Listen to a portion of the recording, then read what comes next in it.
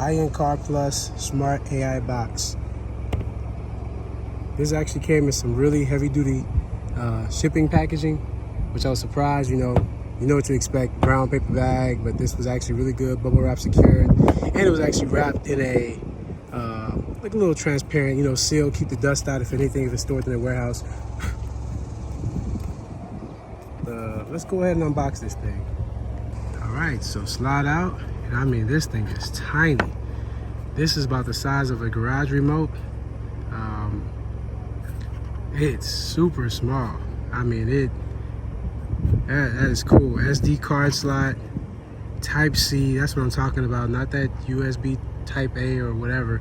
This is Type C, so can't mess up when you plug it in. What else is in the box? Oh, look at that, 2 cables. So you get a Type C, the Type C, and a Type A, the Type C cable in the box. You got instructions. Oh yeah, this is awesome. This is awesome. For unboxing, I'm already blown away just because you get 2 cables and it's a Type C connector. Honestly, man, I'm looking at this thing and I'm already getting Magic Box Lite vibes, but for the price point, whoo, they got something to worry about. They got something to worry about. So that's an unboxing. I'll give you guys a full in-depth video about how it works.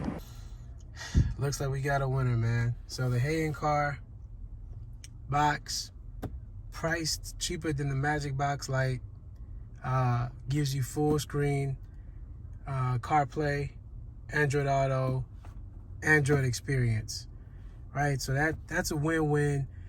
Just like all of these AI boxes, which I'm sure is just going to be some kind of fix that can just come out later, maybe an app support or some kind of fix that we can upload later.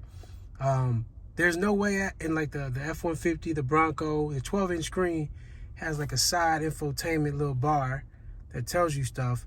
There's no way to actually trigger that bar in and out like you can with Android Auto or CarPlay.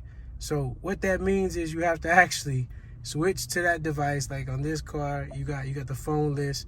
You'll switch to the phone.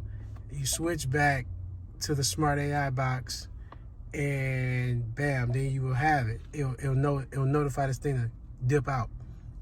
But yeah, man, I mean, CarPlay works just fine. I'm on the phone, it ain't gonna do it. Oh yes it will, it did it last time. You see you got the CarPlay, Android Auto. It's just an app that knocks out both. Bam, picks it back up right where I left off.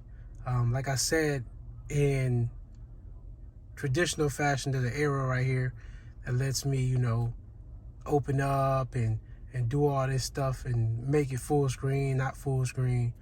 But I mean, everything works just fine. Honestly, it's a number 2 because it doesn't have as much RAM as the Magic Box.